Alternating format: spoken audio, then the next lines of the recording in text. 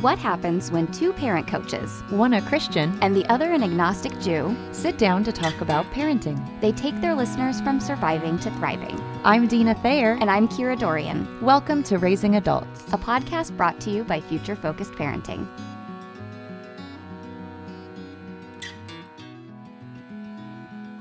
Well, hi everyone. Welcome back to Raising Adults. Thank you for being with us today. We have a really cool guest on the show today, Hunter Clarke-Fields, who hosts the Mindful Mama podcast and is just a mindfulness and loving kindness coach. She's just fabulous, and the interview is really interesting and really resonated for us in terms of some of the things we talk about. I feel like she just really mirrors that, right? So we're excited to share that with you. But before we do, I have to tell you a funny story that I know our listeners will appreciate. So Deana and I were at a speaking gig the other day. We were giving a talk at Crystal Springs Preschool, so shout out to Crystal Springs. And after the talk, we went out into the lobby and we chatted with a few people, and then it was clear that they'd kind of moved on to their next activity, and it was time for us to go. So we leave, and we end up getting out this weird side door, and it's dark and it's raining, and the door slams behind us. And we suddenly realized that we're in their playground, which is fenced fully fenced in the dark. And the door that slammed behind us is no reentry. Like, we cannot get back in. And everybody's inside having their, all school meeting. So we're like, it's cool. No problem. We've got laptops and books that we, sell at the events and all this kind of stuff. And so we walk through the playground and we get to the edge of the fence, and there's a gate. Fabulous. We're so excited. So we get to this gate and we cannot open this gate. It is uber locked, which is good because that will protect the children. But yes, we could not get out. And of course, we have no way of contacting the people inside.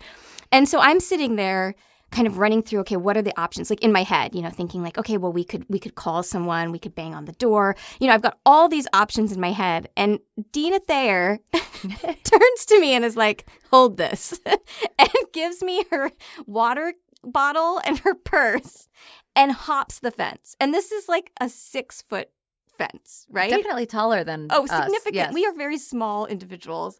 And she just climbs this, without even, it was fascinating to me because for me, that was probably the very, very bottom of my list. That would have been options. If you'd exhausted everything else. We have now tried everything. It is time to hop the fence. And Deana was like, hold this.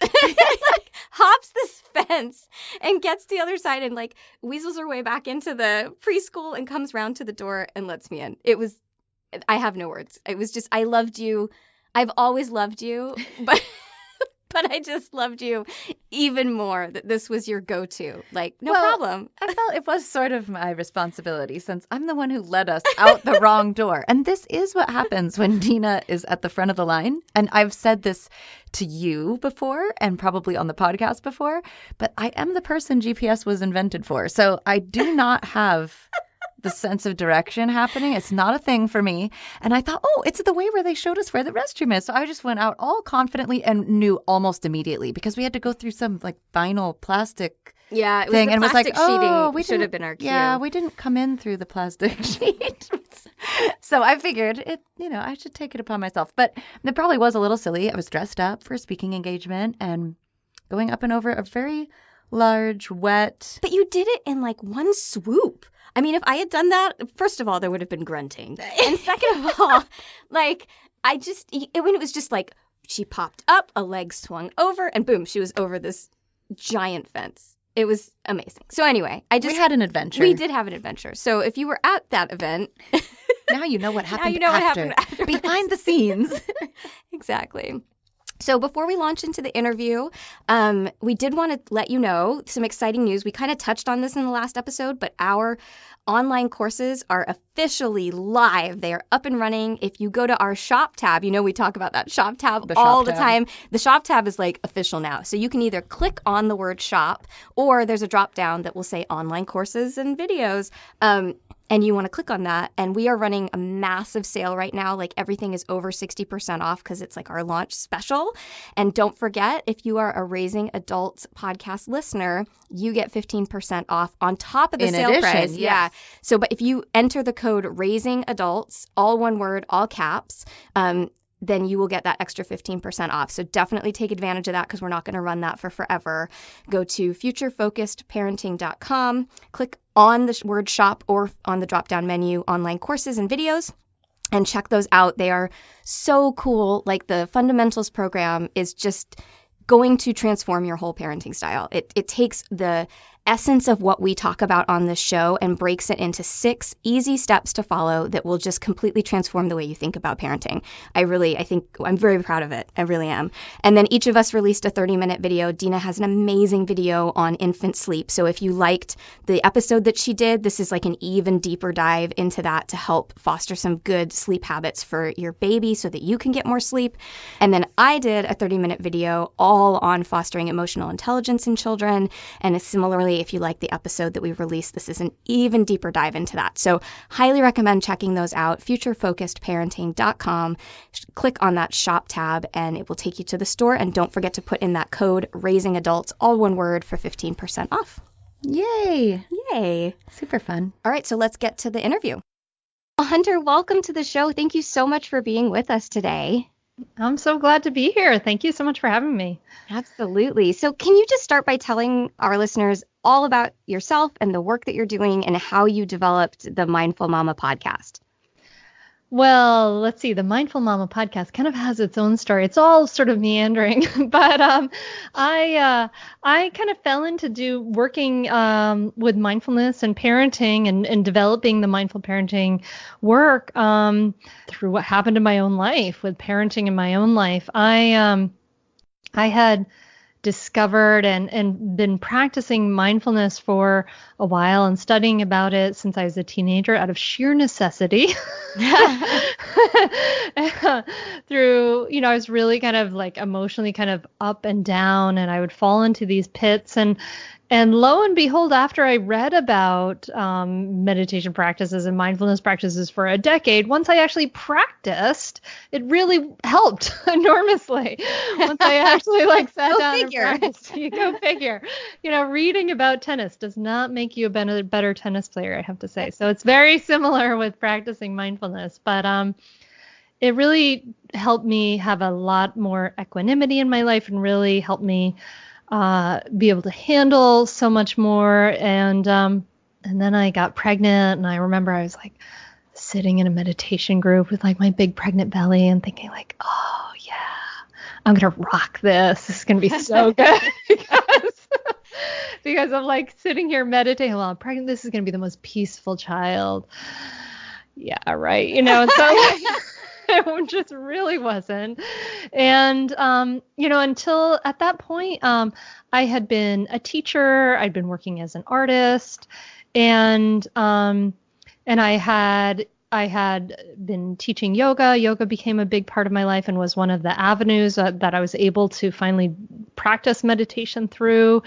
And then when I was parenting my child, she was just a very intense, highly sensitive baby, really intense. And it was an intense birth too, very intense from the beginning.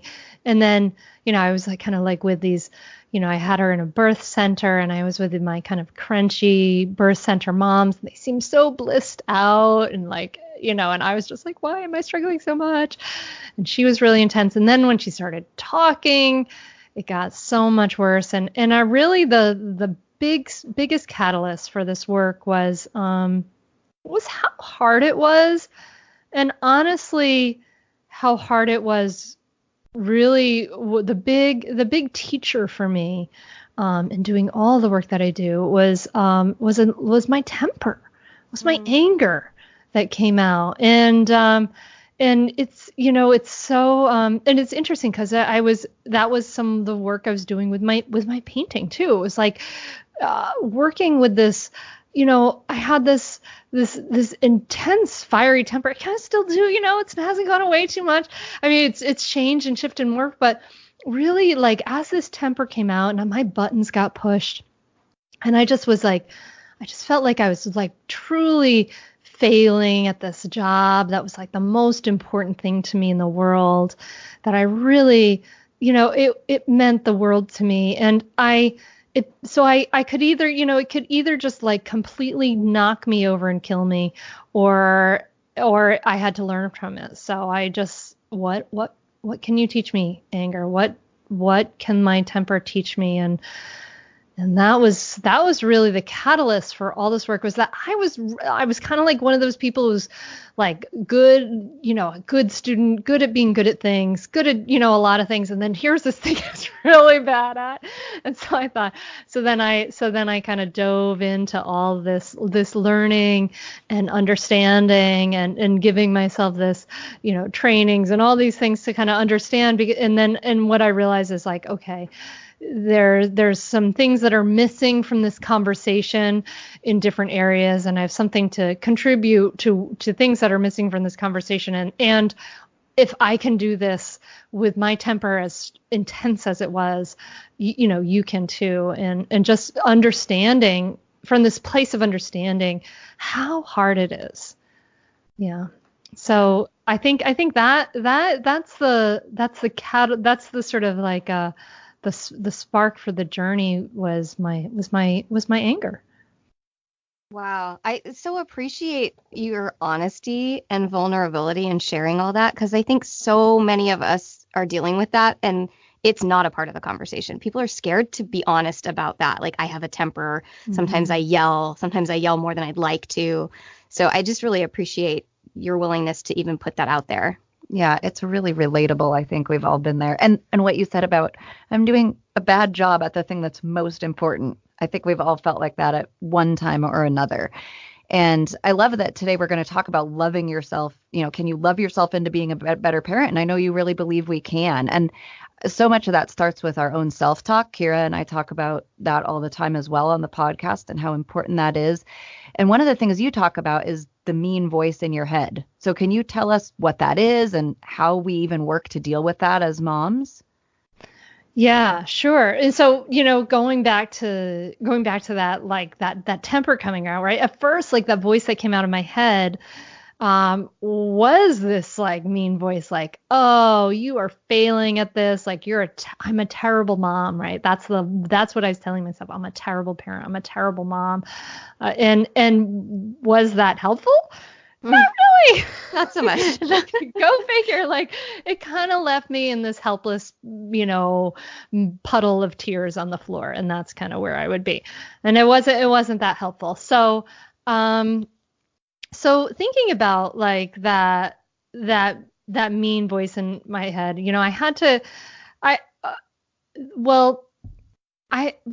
to look at myself and kind of see that voice. And then for me, I have a strong voice. I have a strong instinct of, I can figure this out. This is something I figure out. I have some tools, and I had this tool of mindfulness. And so I'd been practicing, doing a sitting meditation practice for a number of years.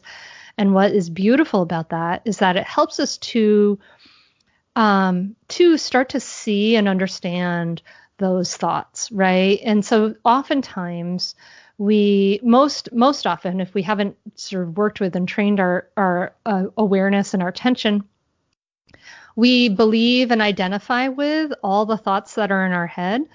And then what happens as you start to practice with training your awareness and your attention, you can start to see, oh, like, look at this thought. Oh, look at how it's affecting me. This isn't really affecting me well. This isn't a really helpful way of thinking of it. And you can start to kind of interrupt and change these thoughts. But until we start to develop that self-awareness and start to look at those, it can kind of be like when your thoughts are like you're in a waterfall, right? And you're just under the water, and you're kind of believing and identifying all those thoughts, whether it's I'm a terrible mother or whatever it is. And then we kind of act from that place. And as we start to train our attention with mindfulness and self-awareness, train our self-awareness in general, we can start to kind of step out in front of that waterfall. So that mean voice is really, it's our inner critic. And the truth is that voice in a lot of ways it comes from many different factors. It may come from our families of origin. It might come from our culture, which is a very judgmentally based culture, kind of like a blaming culture in a lot of ways. And so we're just kind of in the soup of that. So that voice comes out, and it's also a voice that in a lot of ways, in some ways, it's a voice of fear that's trying to keep us safe. It's saying, we're having this nervous system reaction to, our nervous system sees our child as a threat, and sees this moment as threatening. It's outside our comfort zone. It's uncomfortable. It's way outside our comfort zone. And this voice is saying, trying to kind of keep you safe and keep you back in your comfort zone. So we can kind of understand where that's coming from. But the truth is, like, when we shame ourselves and blame ourselves, and we have this kind of habit of way of speaking to ourselves, we may not even realize it, but we might be thinking subconsciously that this is going to help us, because that's kind of culturally what we think. But the truth is, it actually doesn't. It actually leaves you very helpless, leaves you feeling helpless, leaves you unable to kind of make a change, because if you make a mistake, if you try to grow and change, and then you make a mistake, which you will, because you're human and we all do, and then you're met with this really mean, harsh voice in your head, you're not going to try to make those changes and make mistakes again, right? You're going to stay in that tight little comfort zone. And actually what they've shown through research, Kristen Neff's research on self-compassion from University of Austin, shows that actually when we instead practice to be kind to ourselves, to treat ourselves as we might a best friend, to make the inside match what we want to experience on the outside, right? When we practice that kindness, it actually allows us to then try some things that are different, to grow, to make positive changes. Because when we do those things, and we inevitably make mistakes because we do and we're human, then we're met with a voice of, hey, you were trying, that was hard. That wasn't a great situation, and you tried, but it didn't work out so well. Something that's kinder, something that's more comforting, then we're actually able to make changes, like changing maybe our communication or whatever we might want to change to grow as a parent and as a human being. It's so amazing what you're saying, because I'm a hypnotherapist and have a small private practice here in Seattle, and you are speaking my language. Like, every client who comes to my door comes in with a problem that they hate about themselves, and they have this horrible, mean voice in their head. And so much of the work that I do is actually to help them understand that part's trying to help them, and it's not really working very well. Yeah, you should have seen her nodding furiously. Furiously nodding. Because that's exactly right. Like, all the parts of us, especially the parts we don't like, are designed to help us. They're just not working very well. And so we have to figure out the more effective way of helping ourselves. So I just preach. I love everything that just came out of your mouth. So can you tell our listeners then, how do we practice and learn to do that? How do we create those new neuro pathways and shift that voice in our head? Do you have some tangible tools or systems that people can put into place to help them do that? Oh yeah, absolutely. Yeah. And the truth is, it's that the good news is that, we have this neuroplasticity. Our brain is constantly growing and changing to whatever we are doing at the time is changing and shifting our brain. And literally, you're right, like our neural pathways. And it's really helpful to think of them almost like, I kind of think of them as like literal, kind of pathways. So you might have a habit energy of being hard on yourself. And that habit, you might have been working on that one for a good 30 plus years, right? So it's pretty strong. It's like a neural superhighway, nice and well paved. It's actually literally easier for the neurons to connect, right, in the brain, because it's well myelinated and all of that stuff. But then this to say that you can change, and it does, you can practice new habits And it often feels like really uncomfortable at first and feels really strange because you're used to doing that super highway of shame and blame. And then when you start to like practice something different, like being kind to yourself, it's kind of like at first you're like bushwhacking a path through the forest, and then you're just like, this doesn't feel right. Like, and then you're like kind of like, you have to walk on that path. And the more you go down that path, the more you practice, literally, the more well-trod it becomes. So that to say, our brain is constantly growing and changing. We can change it. And it's not easy. It takes practice. But the good news about loving kindness, about self-compassion, is that they are ways of loving and ways of being with ourselves that we can practice, that you can cultivate. And, I kind of like to think of it like inside ourselves, we have the seeds of all those different feelings and all those different ways of being. We have the seeds of anger and aggression and doubt and all those things. And we also have the seeds of kindness. We have the seeds of compassion. We have the seeds of mindfulness, of creativity, all those things. And we want to be like gardeners, like selective waterers. And we want to water those good seeds so that we can grow that garden. And so the ways to practice include, I would say there are kind of two places that you want to practice. And you want to practice in a difficult moment, but it's going to be the difficult moment is when our stress response is happening. And so it's actually kind of hard. That's the hardest time to practice. So if you can practice in the easier moments, then you're more likely to be able to draw on those tools in the difficult moments. So in the easier moments, you might practice by doing a loving kindness practice, and that just means maybe taking some time every day to touch a hand to your heart, to breathe, and to offer yourself kindness in the way we traditionally do this. And I actually think it's very important for us to do this as moms and as parents, but especially women, because we're so conditioned to like to not think of ourselves, but to deliberately think of yourself. And you can even try this now. Think of yourself as you are now, or even yourself as a 4-year-old child, kind of picturing yourself. I picture myself with those bangs cut across all straight. Anyway, but you can touch a hand to your heart and you can say words to yourself. Offer words like, may I be safe. May I be happy. May I be healthy. May I live with ease, or may I be peaceful and may I be safe, or what you could pick like 2 or 3 phrases that resonate with you. May I be peaceful. May I be safe. And say you start your day sitting at the edge of your bed, with your feet on the ground and just saying this to yourself maybe 5 or 10 times, just with your hand to your heart. And then as you start to water these seeds, then in those difficult moments, that kindness and compassion is a little more likely to come out.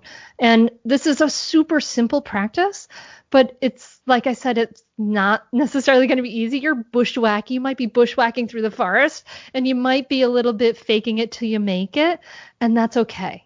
It's okay to do that.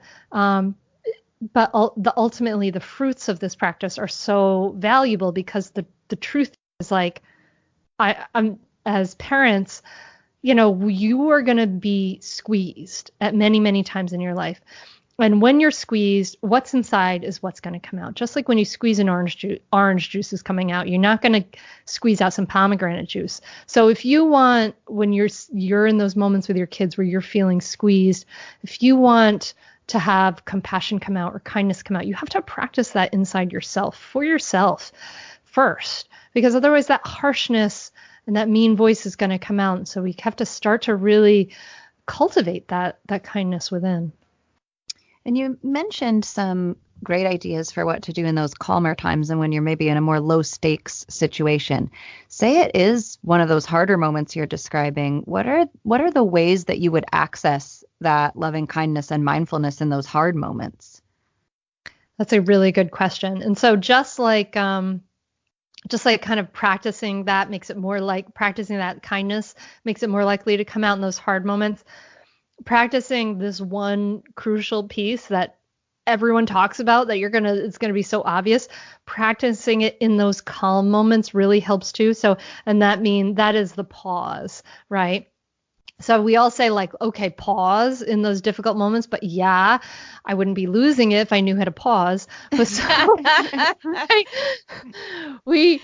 We have to practice it in the calm moments. So you might practice before you answer a question, just taking a breath. When nothing else is happening, when there's no other problem, you might practice just kind of pausing then. And then you're kind of building that mental muscle so that when you come to that moment where it's that difficult moment, it's not like you're trying to bushwhack a path. You've already got a path to go on. Your neurons already have a path to go on to enact that pause. And so let's imagine that you're able to do that pause. And so I'm skipping over a bunch of steps here because sometimes it's like you lose it, and after the fact you're like, oh, I should have paused and said something nice to myself, and then like right before you yell, you're like, I shouldn't yell, I should pause, but you yell anyway, and then eventually you kind of move back the timeline with practice. So I'm kind of speeding up a little, but say you're able to pause, and then in that moment, if you can pause and you can practice, you can then maybe take a breath, you can send that touch, the hand to the heart. And that sense of touch, your brain really registers it as like a compassionate act. And then anything else, sort of besides yelling or even saying, I'm about to lose it right now and I need a break, or I'm really angry right now, and you just walk away. Those are all wonderful, really skillful alternatives to like losing it in that moment. I have this image of like, I'm trying to think how to describe this, but the image in my head is almost like of a mother stroking a child's head, that like we sort of need that mothering ourselves, right? We're mothering ourselves in that moment. Like we would want to say to ourselves something loving and motherly, right? Like, may you be safe, may you be loved, take a pause, take a breath, honey. Like all the same things we would say to our kids, we have to remember to say to ourselves in those moments, right? Yeah, exactly. So, if you're able to kind of walk away, you want to mother yourself. So you don't want to walk away and say, I'm but crappy, blah, blah, blah, to yourself. So if you think about what Deana might say to you in that moment, and, she might say, this moment sucks and it's hard, and it's okay. You can do it. This is a hard moment, but you can take a break. You don't have to respond right away, and all those things you might say to a good friend. Yeah, and what's so great about this too is once you do get a grip on it, I mean, that will take some time and the practice, like you mentioned, but once you get a grip on it, it's really setting a pretty beautiful example for your children as well about how to handle these things that come up for us and how to love ourselves even in the midst of it. And here, Kira and I, we love modeling. We talk about it all the time at Future Focused Parenting. And so we were excited when we learned how important that is to you. And I'm wondering if you would be willing to talk a little bit about this idea of modeling the kind of life you want your child to lead. Can you share a little bit about that with us? Absolutely. Yeah. That's exactly right. Like in those moments, when we think about why those moments are so tricky for us, right? When our kids have some kind of big, difficult feelings, these moments are really tricky for us, mostly because we were taught through our childhood that it's unacceptable to have these feelings, right? Like our parents lost it at us if we had big feelings or if we yelled or whatever. And they inadvertently taught us this lesson that our big feelings and our challenging feelings were unacceptable. So then when we get in this moment with our child, we're just perpetuating this generational pattern where they're having some big feelings, and if that feels so unacceptable to us, that's that old habit, right? That old super strong highway neural pathway that it feels like, it makes it this feeling of just complete unacceptability. So what we want to do in those moments is we're really trying to teach ourselves, how do we take care of our own difficult feelings? And when we learn and practice how to take care of our own difficult feelings, it's like a 2-for-1 deal, because we're modeling how to do it for our kids and teaching them how to do it. But it's wonderful to talk to your kids about how to take care of difficult feelings, but it's almost pointless if you're not doing it yourself, because they're really great at, as you guys talk about, modeling, right? Like they're great at doing what we do, but they're not so great at doing what we say. So if you even say out loud, I'm feeling really angry, I need a moment, I need to go take a breath, or if you really visibly, like, take your breath, or if you do something wildly radical and silly, like do a forward fold, or, a child's pose on the floor, and your child is like, what are you doing? And you can say, like, I'm taking care of my feelings because I'm starting to feel really upset and annoyed and frustrated. And you can show them, you can speak out loud what you're doing. And for many of us, for many of my clients often, like, as I suggest this feels like this shocking, like, thing to do. Why would I do that in front of my child? We have this idea in our culture that we're going to kind of lose face or lose respect and things like that. But it's actually quite the opposite. Our kids, then they say, oh, like, you're not just this role that I have to push against, that I have to get what I want. You're a real person. You have real feelings. You're trying to take care of these feelings. And it offers your child a chance to tap into their really innate empathy. And it's really amazing. Like, kids as young as 2 can say, oh, mommy, this is hard for you. I've heard stories of it. It's pretty amazing. And when we take care of our own feelings like this, it's like this powerful effect, and it helps us to then be more available for our kids when they're having their big feelings, to just be a little bit more accepting of the feelings, not necessarily the behavior. We want to put boundaries around that, but we can accept the feelings, because there's no point, in trying to stop them anyway. So that modeling it's what we needed, right? And we kind of have to, it's harder for us because we maybe didn't have that modeling, but it's possible to do it. And as you practice with yourself, you feel more and more grounded, and then you show your kids, and that always feels, you know that you're doing something really powerful and positive for them. I love the idea of modeling the pause.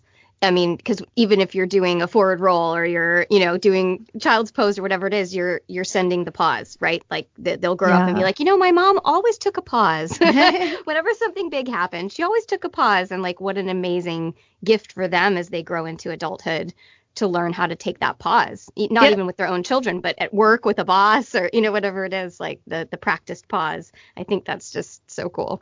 Absolutely. I just want to say that I probably said it quickly. It's not a forward roll, which would be hilarious, but a forward fold. Oh, like in yoga. No, you did say fold. I did. You totally said fold. All right. I just wanted to make sure, because I love that image of, like, I'm super upset. Let me just do some forward Why is rolls. mommy doing a somersault?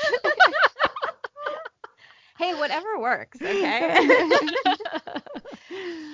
So one of the things that I know you've talked about is that you can't give what you don't have as a mom. So can you talk about that a little bit? Because I love this idea, and I'd love for our listeners to hear your thoughts on it. Oh, yeah. Yeah, I mean, we tend to think like, oh, I can give everything to my child. I can be compassionate to them. I can listen to them. I can be there for them. I can play with them, and I can, be really present for them. But you can't give all that to your child unless you're giving it to yourself. And those words don't come from me. They come from Brene Brown and her research. And And it's really true. Like it's just kind of goes back full circle, like to that harsh inner voice, right? So, I'll give an example. My mom, I love her so much. She's amazing. She modeled for me some amazing things, actually, including some great self-care. She used to take herself on horseback riding lessons, even though we didn't, anyway, that was wonderful. But one of the things that we can't give what we do not have, that she struggled with herself, was she struggled with her self-image. And, eventually these things sort of come out. So if we're not practicing loving and accepting ourselves, those things will eventually come out. What's inside is what comes out. So I remember seeing her in the mirror, like looking at herself saying, I'm so ugly. And you know what? Like, lo and behold, when I was in my early 20s, that's what I did. I looked in myself in my mirror and I told myself I was so ugly and I was disgusted with myself.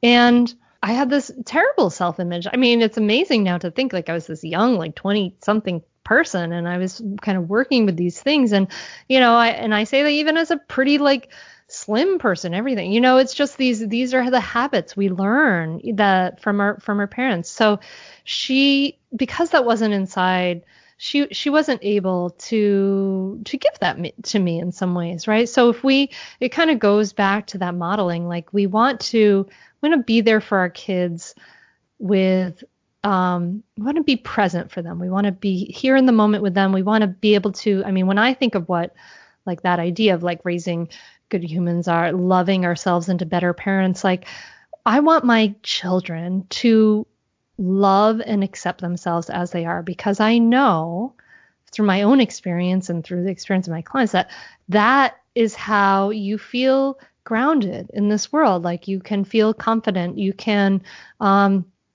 have the wherewithal to get your needs met and ask questions, and all of those things that we need is that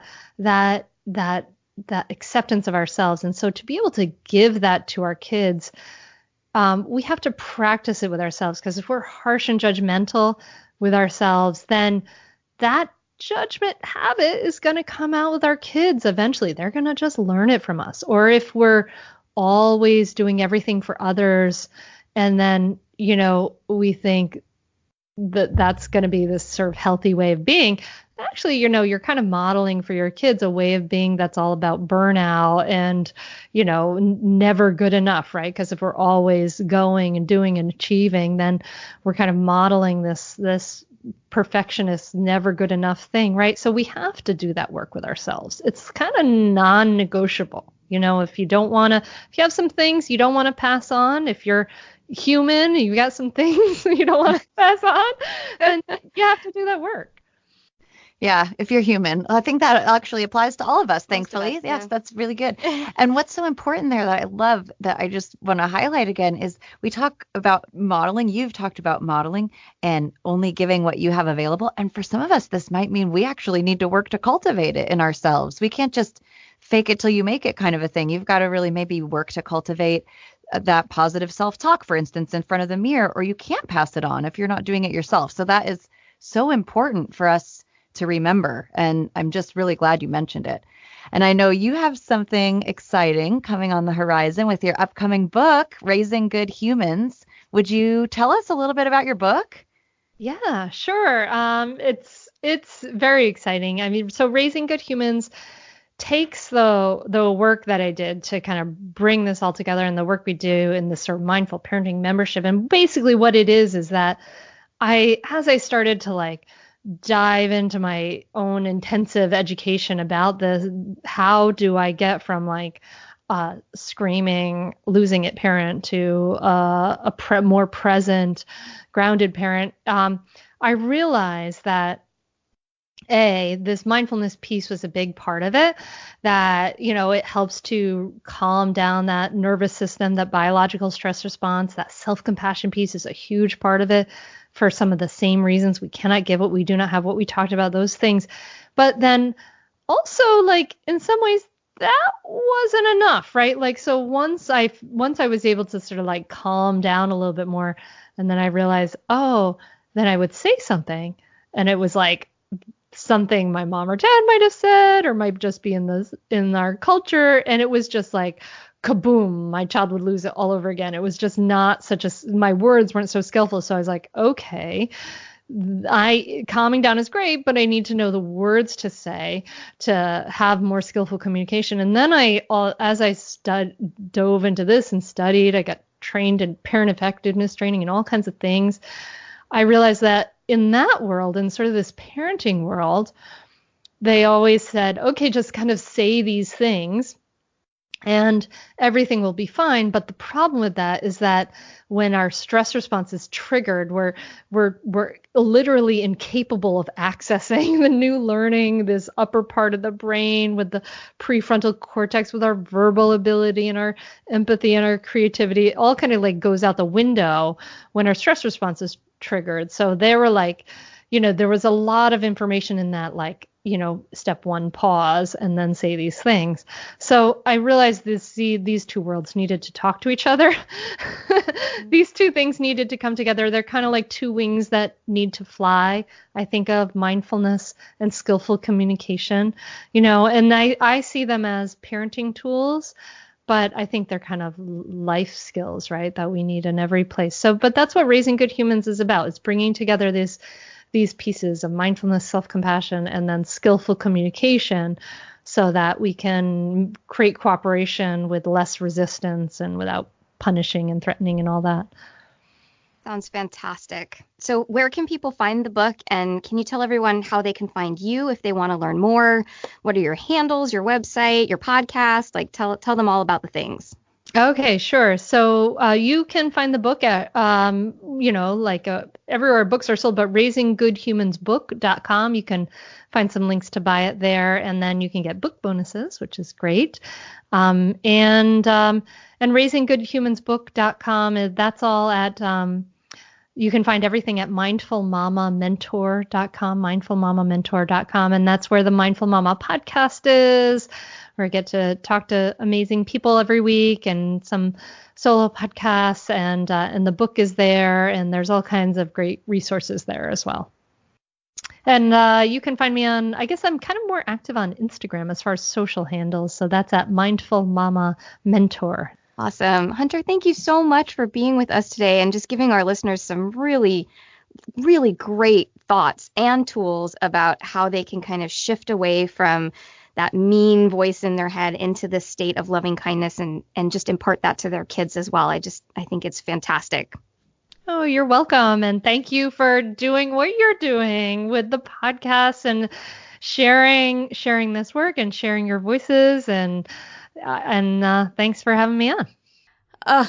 Love her. I love her. I feel like she was just speaking our language. Well, and so relatable. So many of the things she said, I know at least myself, I could say, oh, yep, been there, experienced that, felt that, etc. Yeah. And I think she's so spot on. It's like so many things actually could be circumvented with a pause. Mm-hmm. Just that mindfulness of, I don't even have to solve it right now. I don't have to fix my feeling right now. All I have to do is take a pause. What do I do in that pause that will shift what I do next? I just love that. Well, and here's what's great. We talk all the time about how it's important for you to make it work for your family. I also like that then what you do in the pause can be customizable to you and what resonates with you. It might not be putting a hand on your heart or some of the other things she mentioned, but the pause itself is so powerful because it gives you just a break to catch your breath and maybe say or do something different than you were about to. And that is so important. Yeah, well, and to take that pause as an opportunity to be kind to yourself. Mm-hmm. Like everything is going to be transformed if that moment is a moment of love and kindness. You're going to be more loving toward your child because you've been more loving toward yourself, right? Yeah, and it's just, I don't think we do that enough at all. It's important. Yeah, I totally agree. So be sure to check out Hunter and her podcast and her website that she gave you, and also her new book coming out called Raising Good Humans. And if you have not yet followed us on Facebook and Instagram, we're running a giveaway on there right now. There's a lot of stuff happening, so I highly recommend following us at Future Focused Parenting. Raising Adults is produced by Kira Dorian and Deana Thayer and recorded in my laundry room. Music by Seattle band Hannah Lee.